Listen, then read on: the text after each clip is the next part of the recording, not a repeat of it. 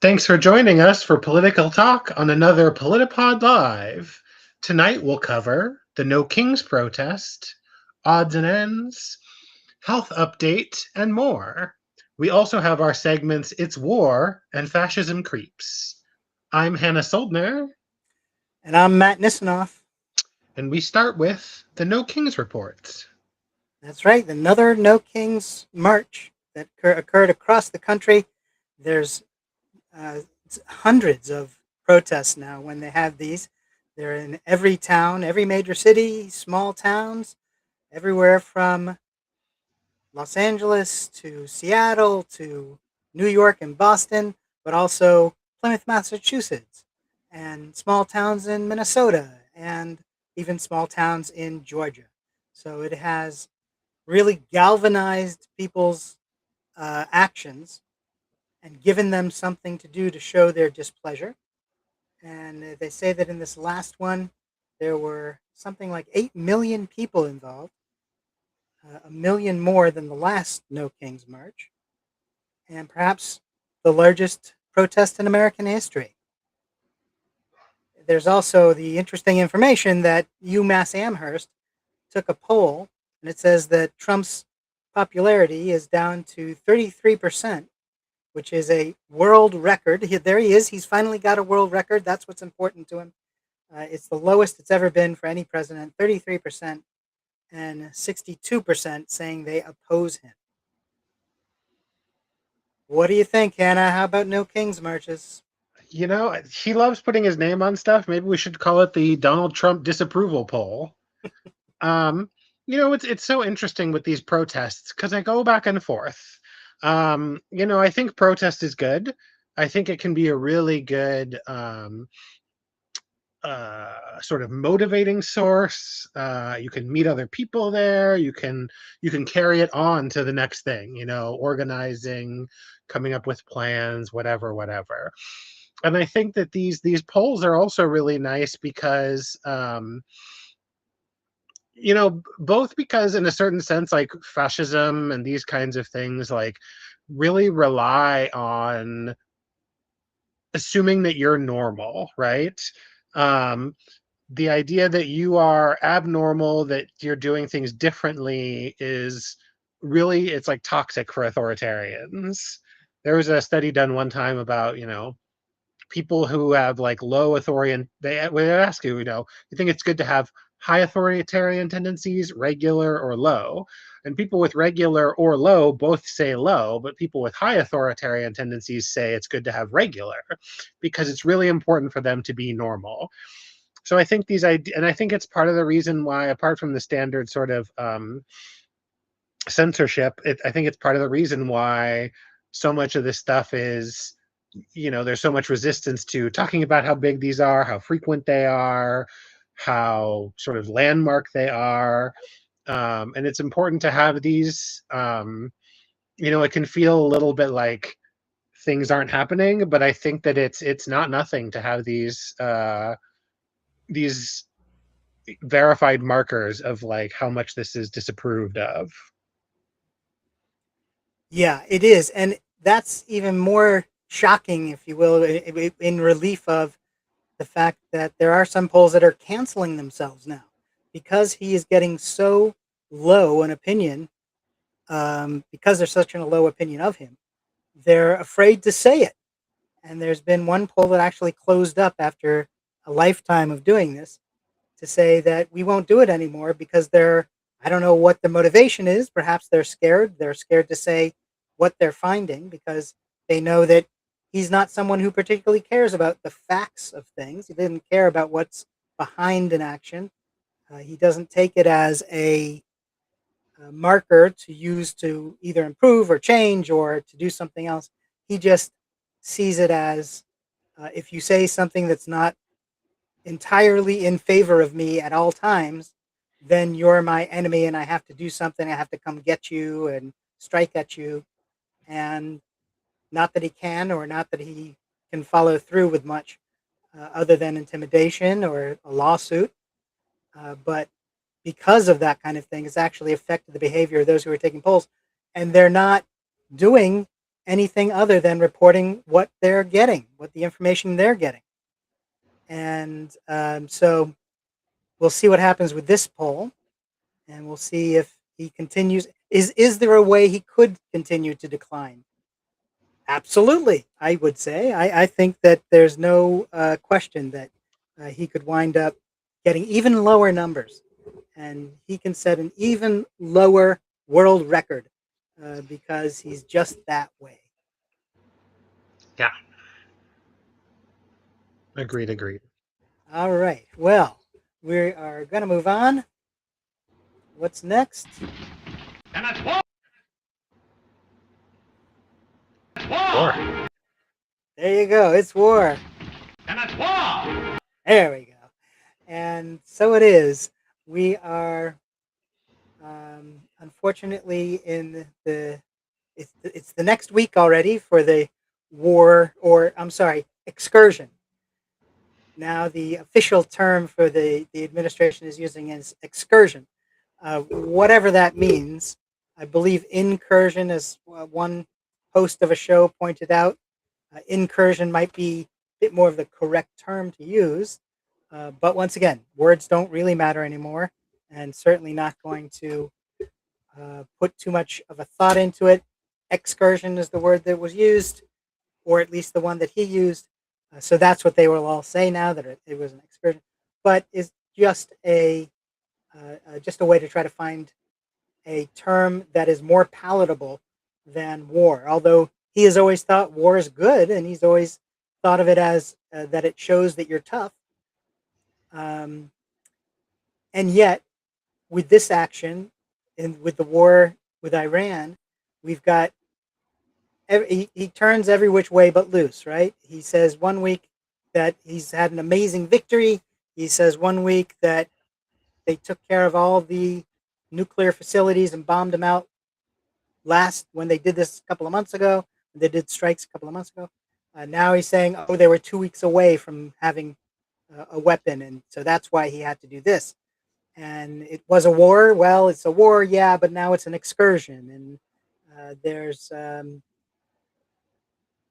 we won and we didn't win, and maybe we did win, and maybe there's a way that he can just claim that when he does it. Actually, Iran has responded with its own PR, spinning it and saying, countering just about everything he says. Not that neither side in this are particularly good, the good guy. Everybody seems to be a little bit crazy and a little bit on the wrong side of history. But as it is right now, he's just trying to shovel what he can. Um, what have you heard lately? What do you heard? What do you know about the war? Well, I mean, kind of alluding to what you said, right now, apparently, we're not watching it, and thanks for watching this with us. Apparently, he's having a live address to the nation right now, and I've heard some reporting that he's going to be declaring victory in the war. Um, so again, so I guess we need sort of a flip-floppy device, um, but I've heard that yesterday there was Wall Street Journal reports exclusive, I think, that Trump had reported that he's willing to end the war without reopening the Strait of Hormuz, which I feel like is, not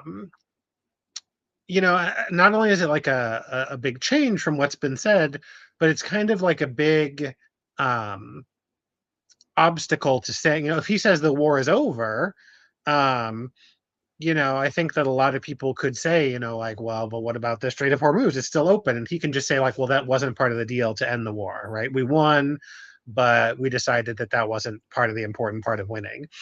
So, like, in a certain sense, like, it's kind of a moving the goalposts situation, where he can just say, like, oh, this is, that wasn't really part of it, or whatever. We'll see if that's the spin on it. I mean, yeah, you're absolutely right. Everything is so fluid in the world, in this administration world, that they can say just about anything. They'll say everything. They'll say everything on both sides, and then say that they were on the right side all along, because whatever they say if they say both, then they've got to be right one way or another. Right. That's the whole thing with the Strait of Hormuz, is that it is that's well under control of the Iranians, and if they want to shut it down and just let their own ships through and nobody else, then that's what they'll do.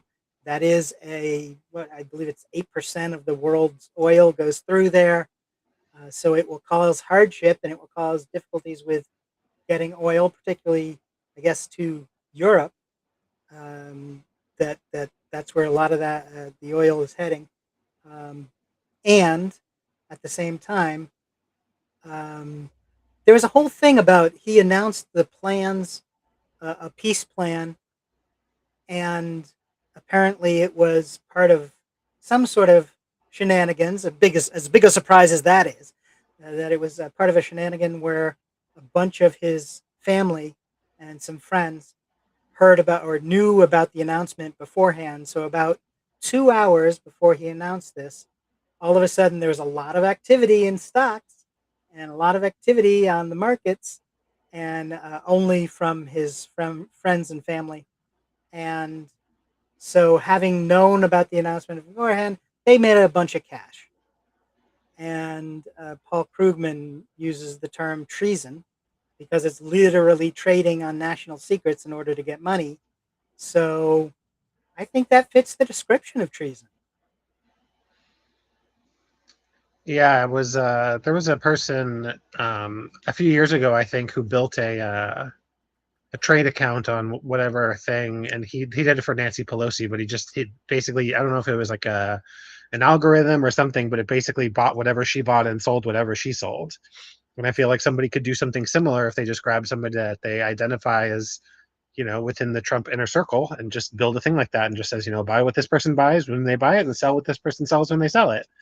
Um, I think it's an interesting little activity. And then, I saw that Australia's prime minister did a an address to the nation, and they've only done like let's break in to like all the broadcast shows and address the nation something like 8 times in history or something.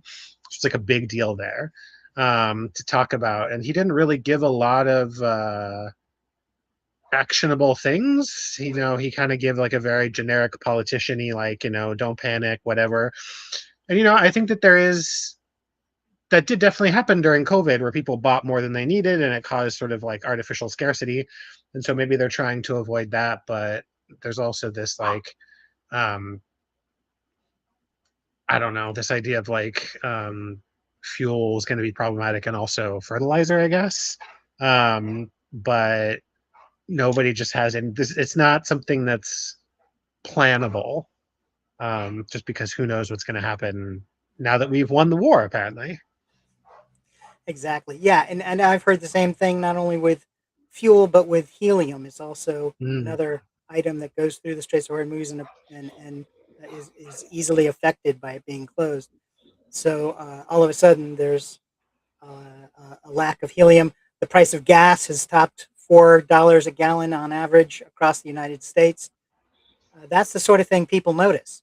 I mean, even supporters of his will notice a $4 a gallon price, and he knows that he's got to do something about that because with the midterms coming up, and with the picture as poor for him as it is, or for him and his party as it is, they need to figure out how to reverse that. And obviously, the best thing is to say, "Well, yeah, the war is over. I won." Matter of fact, I wouldn't be surprised if he starts running around saying it was a war that Biden started and that he rescued us by coming in to end the war that Biden started. And it is a big enough lie that he would be happy to tell it. And it fits the motif of everything he does, which is to always try to blame it on somebody else. And then he's the savior figure. He comes in and resolves the thing. So exactly. we'll have to wait and see. But yeah, as you mentioned, this is a he's doing an announcement now while we're here, so we're not watching it, so we'll have to find out about it afterwards. But it would not be at all a surprise that he's declared a peace, and The fine details will include the fact that it doesn't include the Straits of Hormuz being open. And so, yeah, victory. Congratulations. Won on all fronts. Um, but they were still up to a day or two ago. They were still talking about boots on the ground, U.S. troops marching into the Middle East, which does not have a great record, frankly. It's not something that you want to see. It's certainly not something that is a benefit to America. It certainly hasn't been in the past. I expect that it won't particularly be when he does it, regardless to who he says really does it or where it really comes from. As you pointed out, whatever he says, it is not going to be true, and it's certainly difficult to take what he says at face value because he's proved himself over and again. He has taught us what to expect, and he's taught us who he is, and we should believe him. All right, let's move on to our next issue, which is one of a popular new ones. This is the odds and ends section, and we can start that with there were a group of Marines. Speaking of U.S. troops, group of Marines who were stealing missile systems and ammunition and selling them in Arizona, which I think is uh, beyond being just a problem. It shows the sort of leadership that we have right now that they can do this and get away with it. Um, this is the Trump era that we live in. It's money that matters, and any way you can get it, and anything you can do for it, it works for you. Anything on that before we? I'm just not sure how you steal a missile system. Um, Nowadays, I assume it's just getting the codes. okay. I was gonna say, isn't it big? I don't know. I don't think it's your grandfather's missile systems anymore. I think that we're talking about drones, and they can be as big or as small as you know. You can buy them for home use, with them being what about a foot or two across. So they don't have to be huge to do damage. They just need to be able to fly and to be able to carry something. Nice fun fact: my grandpa did bring a rocket back with him from World War II. So it How was did he an do that? I don't know. He just had it during our whole childhood. Fantastic. Yeah. What did it look like? We called it the Golden Bullet. It kind of looked like a bullet, but it was big. Um, yeah, Oversized bullet. Okay. Well, yeah. you bring us the both the question and the solution.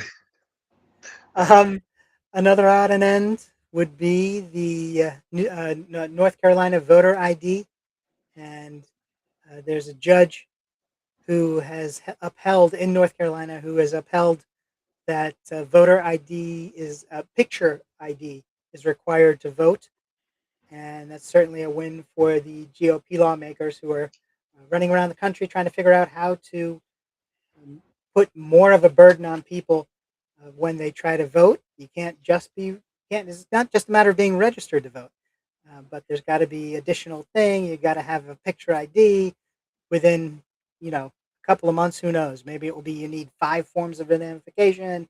Maybe you'll need um, a blood sample. Maybe you'll need to take like a blood sugar thing and take a little draw a little blood to prove that you are who you are by your DNA. The sky's the limit, I expect, for Republican lawmakers and trying to figure out how to steal our rights. They're pretty good at it now. Do you have any issues with voter ID?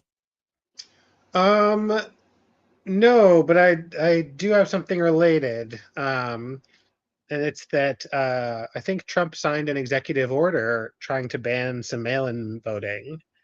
Um, so and I think a lot of people have said that won't stand and things like that, but I do think it's related to this. No, I actually going back. Okay, wait. Period on that. Going back to what you said, if I had anything, it did make me wonder. Like, does it have to be an enhanced ID, or one of those ones that has your proof of citizenship in it ID. Um, and like I'm not conspiracy brained by nature, but I don't love the idea of giving any kind of like I don't like to give more data to agencies than they need.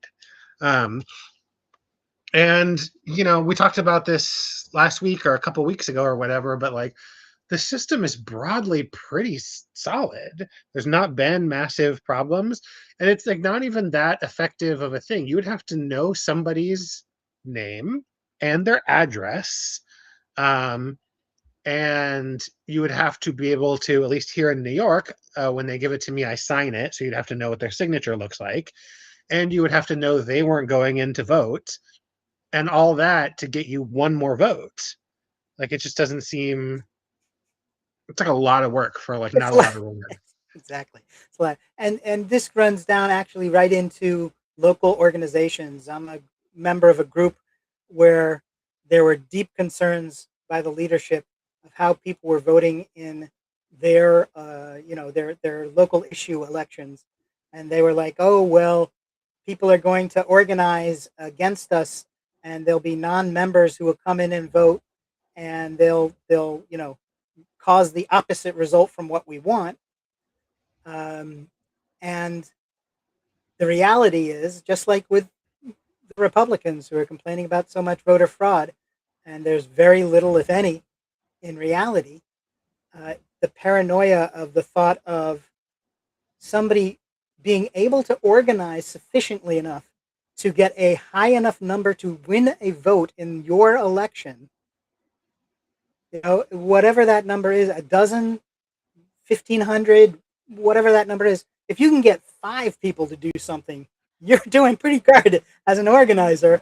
And if you can get 20 or 1,000, that's amazing. I mean, that's really spectacular work, above and beyond. So this idea that somebody will just walk in and as you point out, there's already requirements. You don't get a voter registration just because you want one. You have to go there, and so it's tied into in New York. It's tied into driver's licenses. You can, when you're getting your driver's license, you can also register to vote. But when you get that state ID, that driver's license or non-driver's license as a state ID, that is not a matter of walking in and getting it. You have to have there's 3 lists of documents that you have to have a certain number in from each column in order to prove your citizenship, your residency, your there's so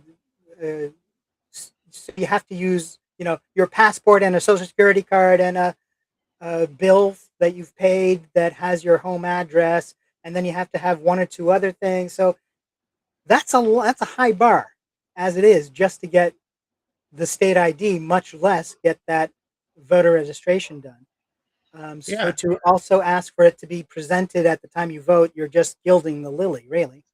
Well, and for, at least in New York City, this is where I've been living for the last, handful of years, but it's also not inexpensive. If you're on a limited income, fixed income, something like that, like, and you lost your, ID like a week before, and now all of a sudden you can't vote, like, um, yeah, if anything, we should be working to get our voting numbers up. We should, there's so many other countries where it's, required and their numbers are so much higher and ours are abysmal, and this is just going to make it lower.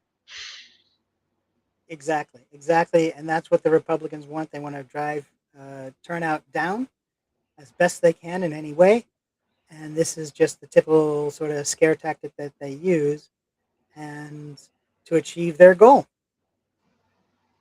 Yeah. One more things from odds and ends, and then we'll move on. But with Tom Bickle, but our co-host and friend and um, our tech guy as well as being our co-host, as you can tell from how the tech is going this episode. Tom is on vacation for a couple of weeks, and well earned, and hope he's having a lovely time where he is.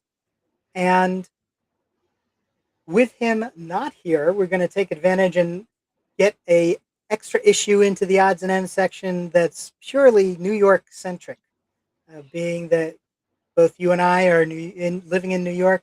We'll take advantage of his not being here to drag in the New York story, which is there is a council member in the New York Council, Democrat, and her husband. Pardon me. There's the council member and her sister, and the guy who is the husband of the Brooklyn Democratic Party boss, and they're all being investigated for taking bribes. This is one of those things where we have to be willing to call it out when our side does it because it's still wrong. And it's wrong to take bribes, and it's wrong to mistreat people in the party to try to get what you want, and to have kangaroo courts and try to drum people out of seats, and the sort of things that happen in the Brooklyn Democratic Party and the clubs around it. And in this case, it's a council member, her sister, and the husband of Rodney's Bichette Hermelin, who are being investigated. We'll have to see what happens with that. But that's the sister of the council member is also an aide to the governor, Governor Hochul. So how is that going to? What is that going to find? When you follow the money, where is it going? Who's involved? Who isn't? All of that has to be investigated, and certainly they are innocent until proven guilty. But there's enough of enough information, enough evidence that law enforcement is actually making it known that they're investigating it. So that is any ideas on that? Any thoughts? No, I mean, I think you're right that, we gotta, just because it's on our side, as it were, we gotta look into it. I mean, like, think about how deep the corruption went in the last mayoral administration. And it was just because somebody kept pushing, and it was so many different things. And then a lot of them ended up being related, even though they came in from different angles. And so it's just, um, yeah, that's something. And as we were saying, when we were saying about voter ID, and you got to be, the system works, and it works because we have this impartial, let's look into it when something is serious or at least credible. Exactly. And hopefully they actually follow through on it. There was an issue with Rodney's Hermelin Bichette previously that the district attorney actually announced he was looking into, which for some people on the reform side of things, some of the local clubs, political clubs and such, that was a big news, and they were really interested and wanted to see what happens, and it's never been mentioned since. So it was the right thing to look into. It was the right thing to say you were looking into. It also would have been kind of nice if there had been follow through and actually looked into. If it has not, I mean, technically, the response when you ask is it's still under investigation. So we can't say anything because it's under investigation. So we'll have to see what happens with it and see if things move forward. But now there's this with an aide of Governor Hochul's and the husband of the Brooklyn Democratic Party. And once again, it'll be investigated. We hope that there'll be an honest, impartial investigation, and then whatever it finds will be made public so that the appropriate action can take place. Right. All right, we are going to move on to our other segment for the night, which is Fascism Creeps. And you may recall that one of the things that the administration wanted to target early on was birthright citizenship. And the ACLU has been challenging that executive order ever since it came out. So we'll have to see. There is some news on that. Did you read that Washington Post article by any chance? I did, but I would have to look at it again to refresh my memory. Um, but I think it was about one of the people who was planning to uh, testify in front of the Supreme Court. Let me see if I can find it. Um, yeah, daughter of immigrants brings history to bear and fight for birthright citizenship. So Cecilia Wong, who was born in Oregon after her parents immigrated, is going to be one of the people involved in that case in front of the Supreme Court. Is there anything in the article about when they might be moving forward on it or when they might have something else to say? I don't know.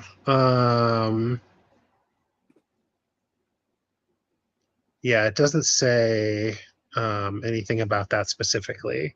But I mean, I think that it's birthright has become this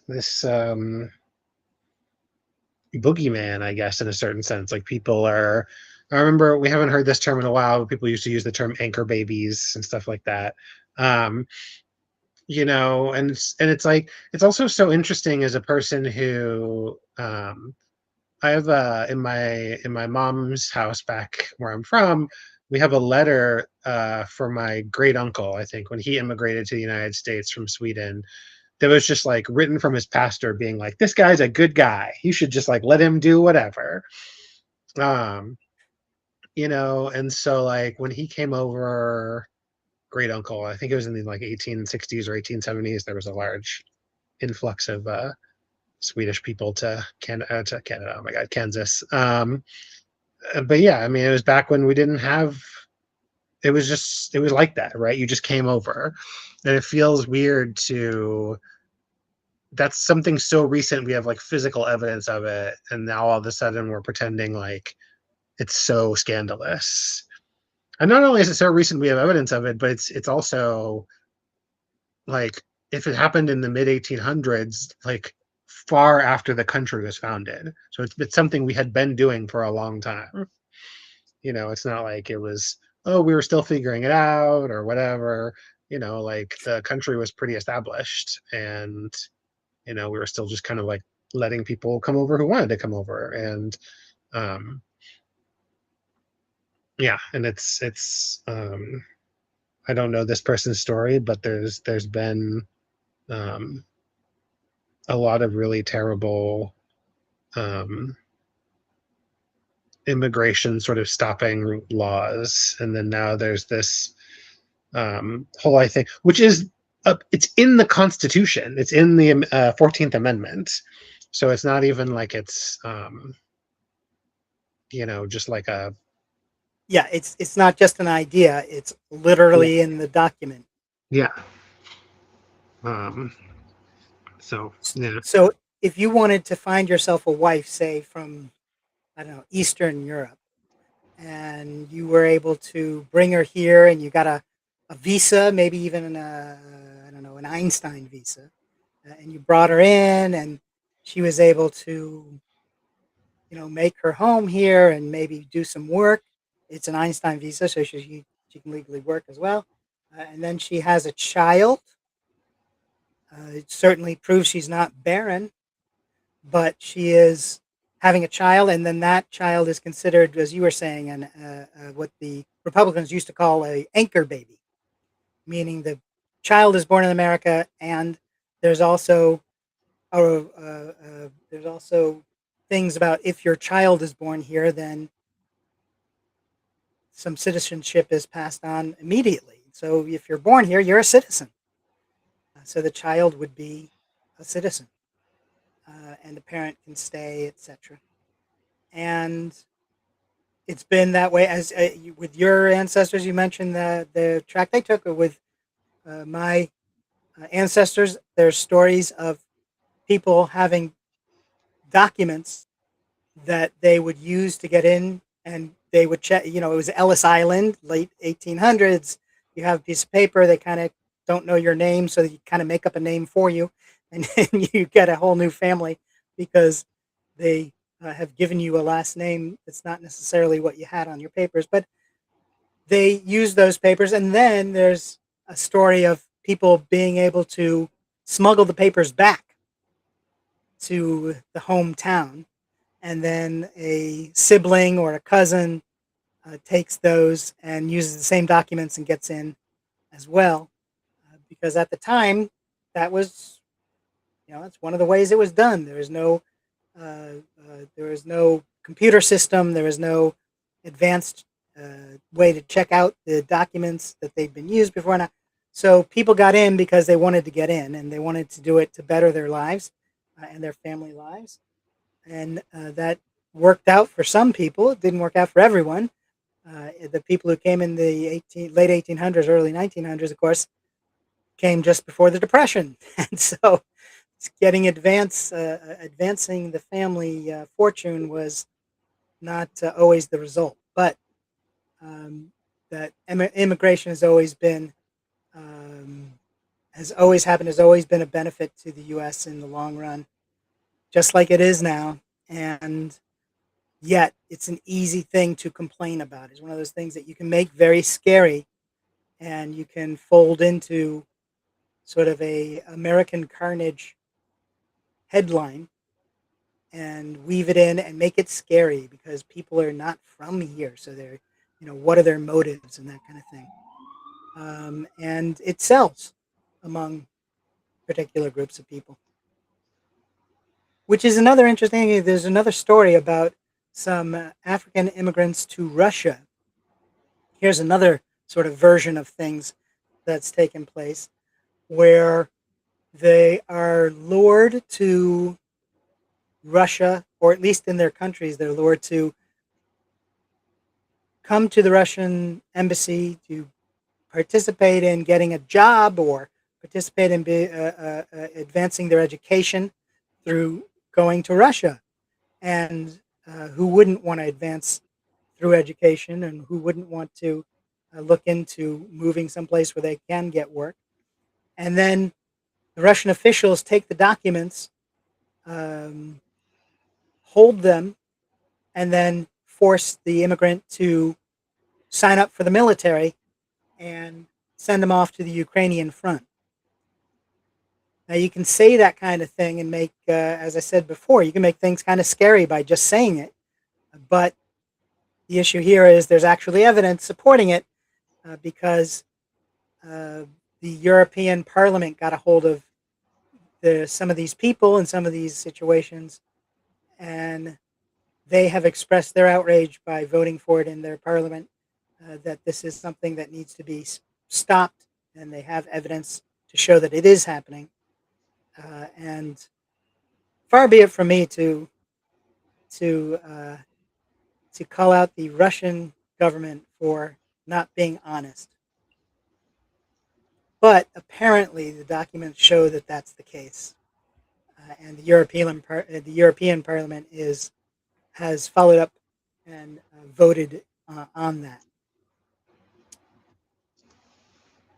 How about anything on the? Speaking of Europeans, there are 5 European governments who have been concerned about the dismantling of the rule of law. Is there anything you have on that?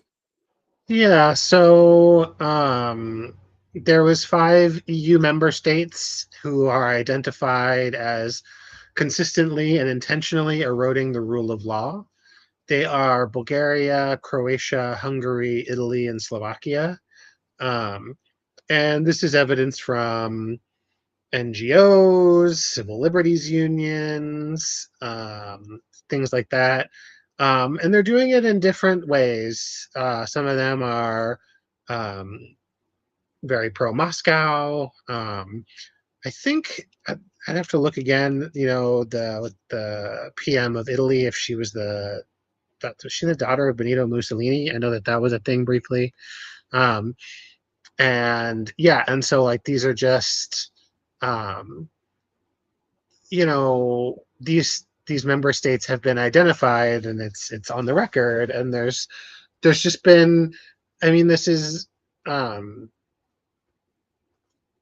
oftentimes, it can be our habit to think of fascism creeping here within the US or in like sort of identified authoritarian countries. um, or with identified specific leaders, and so is it, Putin or Farage or Le Pen or Kim or all these different people, but there has been one of the reasons we want to keep an eye on this, and apart from the pun and the creeps in this, is like it's there's lots of places where fascism is on the move and kind of moving forward, and it's not something you want to take lightly. You want to keep eyes on it, and so I think it's good for the EU to be talking about these member states. They are sort of I don't want airing their dirty laundry is not the right term, but this idea of like um real talk, or whatever, just being like, hey, like this is happening within the people who are a part of our community. And it feels like so often the whole idea of fascism is so shameful that it's easy for us to be like, that's not really happening, or it's not quite like that, or whatever. Um, but it's why Germany openly teaches this stuff and like make sure their people know what it looks like. And so I just think it's good that they're um, sounding this little alarm bell. Yeah, excellent point. Certainly true. And with all this continued craziness that's going on top of everything else, we should mention that there's another situation with the folks who were involved with January 6th, those who were rioting outside the Capitol, climbing the walls, breaking the windows, destroying the what was on the walls and the desks, the congressmen's desks in their offices. And there's also cases of people using using the offices for bathrooms and smearing things all over the wall, etc. These folks were then 1,500 of them at least were pardoned by Trump, and now it's come full circle because some of the people who were rioters are now trying to put together a lawsuit against the Capitol Police. Now, you may recall, because of their rioting and because of their violence, there were Capitol Police who were killed on that day, and there are a handful who have committed suicide since then. But these folks who were rioters have decided that they're going to sue the Capitol Police, saying that the police used billy clubs and hit them during a peaceful protest. Now, the fact that they're trying to base it all on it being a peaceful protest has a little bit of a problem, and that is the videotapes of what happened that day, and all of the rioting and breaking of windows and running through the hallways and grabbing statues and grabbing property and trying to walk out with it. That might be something that the courts will pick up on, because one of the things about the courts is it's maybe the last bastion where you can't just say things. In public opinion, and when you're in public and making speeches and spinning PR, you can say anything. You can literally say anything you want, and there's no more clearer an example than what's happened here over the past few years in the political sphere. So we don't need to go very far to get some evidence on how that takes place. You can look at, for instance, the whole issue that ties into January 6th, the 2020 election, where Trump says it was fraud and it was stolen, and he says it at every campaign stop, and he says it every chance he gets, and he says it to the media, and his supporters repeat that point endlessly. And yet, in the 40 or so cases that went before the courts, every single one of them, the lawyers are asked, what is this case about? And the Trump lawyers have to say, this is not a case about fraud. We are not asking you to look at that issue. We don't want you to look at that issue. This is a whole different issue, and fraud is not a part of it. So, in a situation where you have to actually support what you say, we'll see if the January 6 rioters get very far basing their suit on a peaceful protest. Anything else before we move on? No, I don't think so. Okay. We could also mention, of course, that the TSA, there was an issue with them being paid, and you might have heard about Republican senators voting against TSA being paid and then taking pizzas and visiting airports so they could have a pizza party with the TSA guys to show how much they supported them, while also voting against them being able to earn a living, but vote against them being paid. But they got a pizza out of it.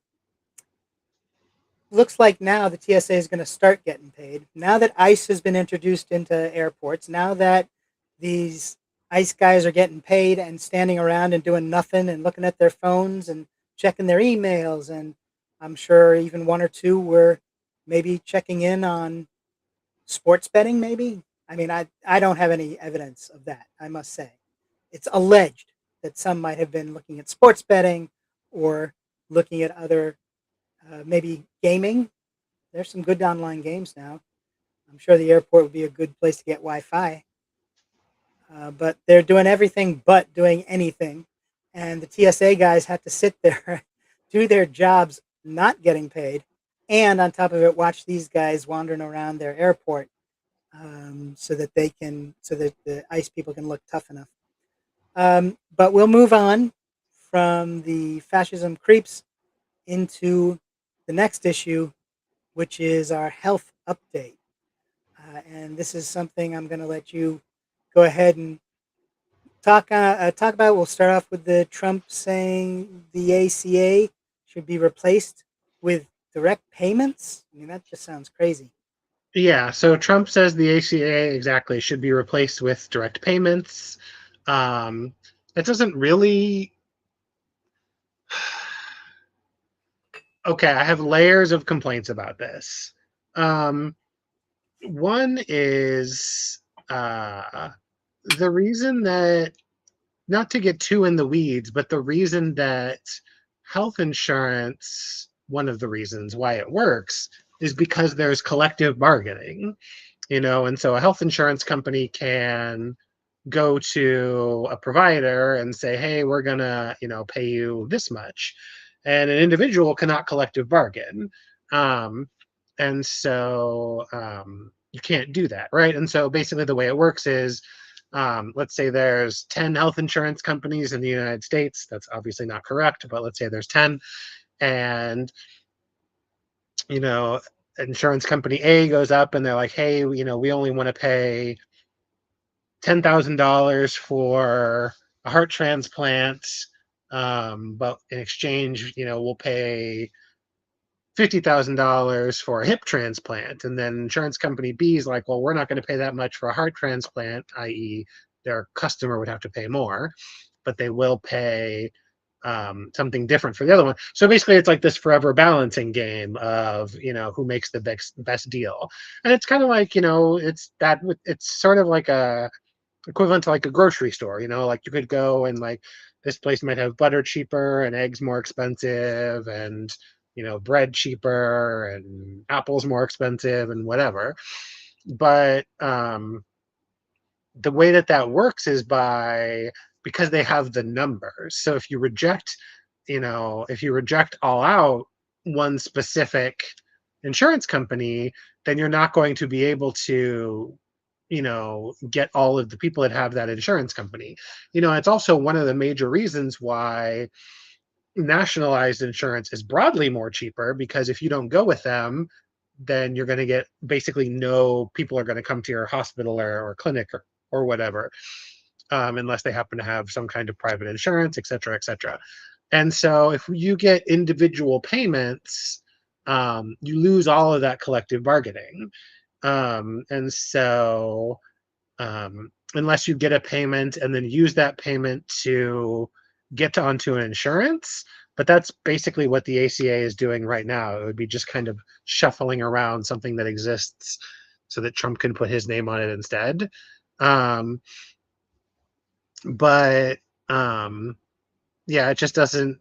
There's there is no conceivable reason why this would be better, unless I guess everybody gets paid a blank $5,000 a year or whatever, and you decide you're not going to get any health done, and you're just going to spend it on you know internet games or whatever.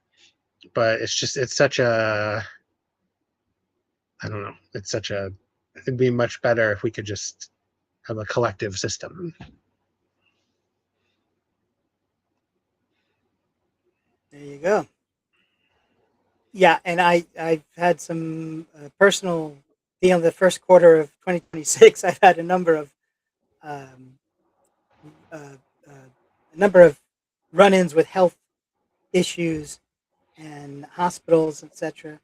And it's really kind of shocking when you see what they are able to charge if they want to, and that insurance covers a portion of it, but certainly not all of it. And not only the stay, but there's some hospitals now that have the physicians bill separately. So it's not part of the hospital's problem. It's not the hospital's not billing you. It's not a cost there. This is separate. It's the physician.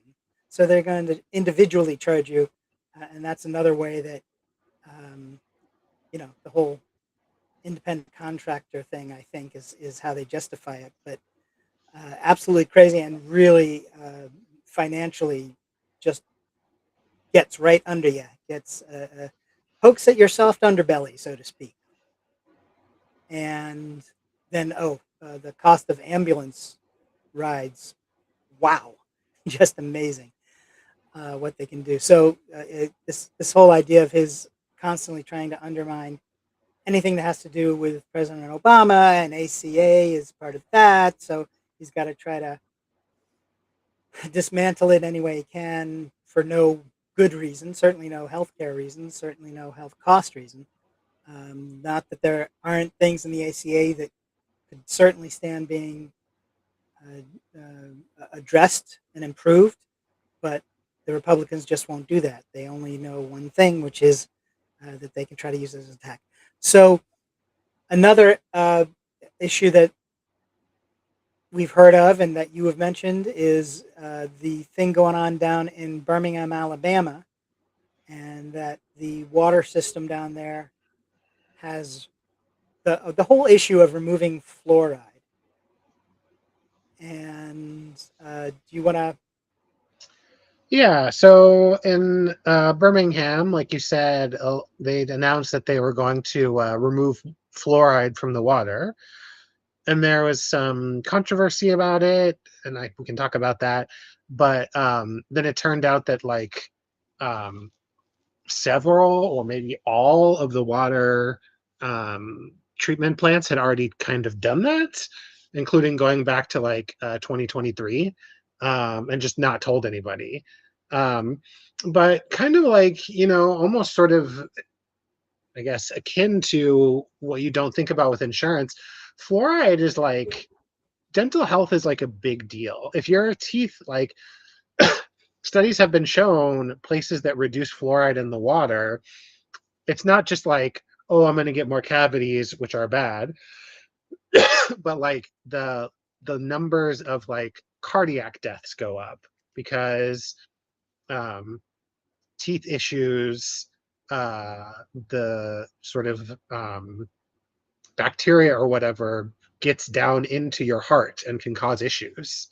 Um, The yeah, and gums so the gums are an access to the blood system, so that if you are not taking care of your teeth and your health, is not just the teeth that are at issue. It's allowing access points along the gums for something, as you're saying, the bad bacteria to get in and infect the blood system. yeah, and I imagine that probably it wouldn't surprise me, though I don't have any evidence of this, that similar things could happen with cancer, whatever, because your teeth are, and the health of them, they are mucous membrane. They're in charge of keeping things out. That's why you cough stuff up and whatever. And most of us breathe heavily through our nose, but there's just like um not to be too like flowery woo woo, but it's true that like our body systems are all really connected. Um and so something like eliminating fluoride can have all kinds of issues. Um you know and yeah, that we just don't think about. Yeah, and this is a long-term battle. When fluoride was first introduced, there was a conservative group called the John Birch Society who came out against fluoride and saying they objected to it because it was un-American and it was communist and all this kind of thing. And the kingdom of science came along and said, no, actually, there's a lot of what you were just mentioning. There's a lot of evidence that is actually beneficial and can help.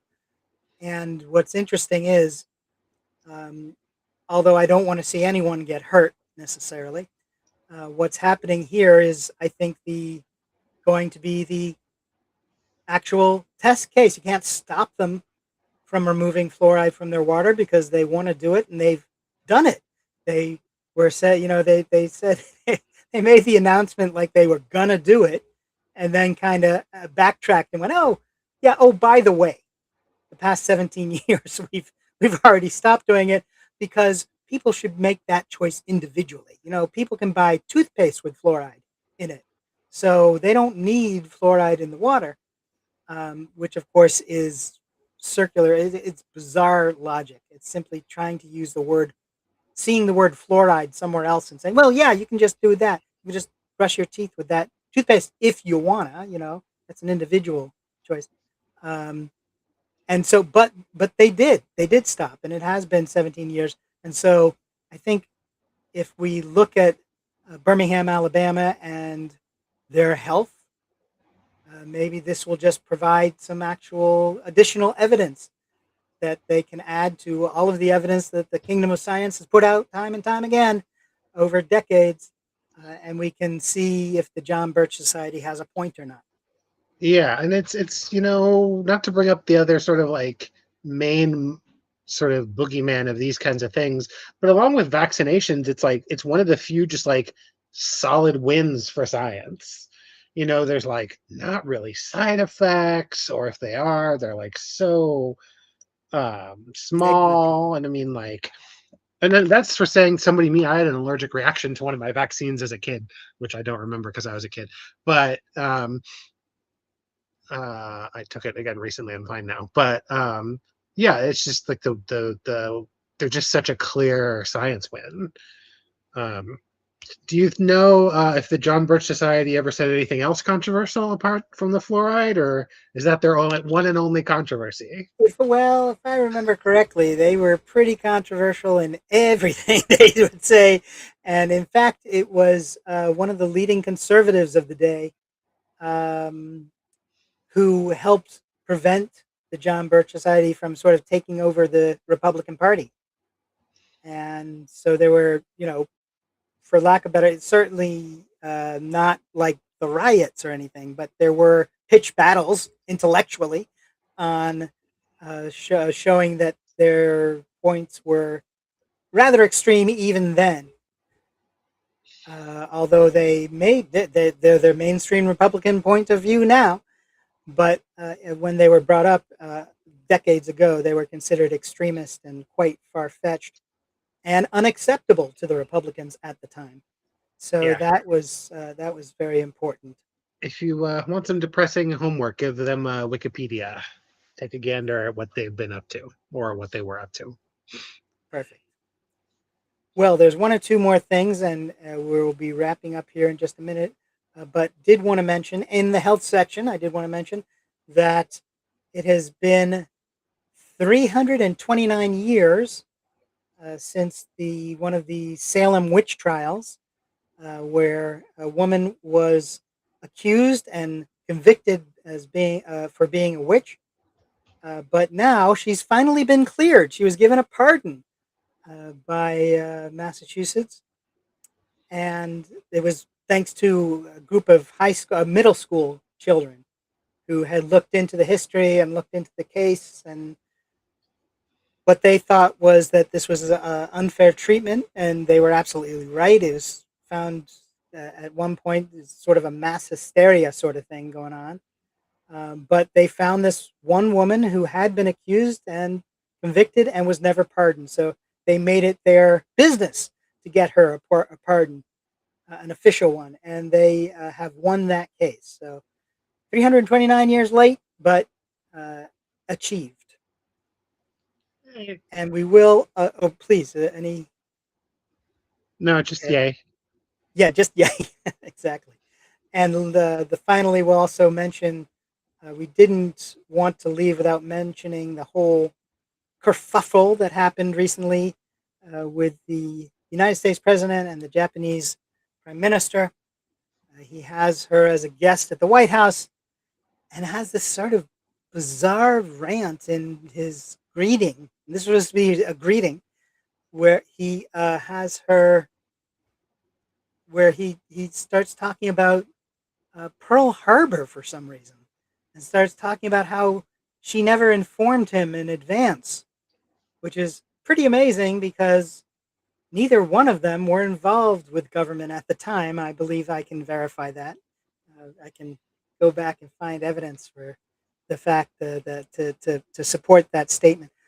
But they were not involved, and they were not the leaders of the countries, and they were not even, if they were children, maybe they were alive. But They were not. yeah, so not it's just incredible. If he thought he was maybe joking, then it is pathetic attempt at humor. If he was just being a flat out racist, probably that.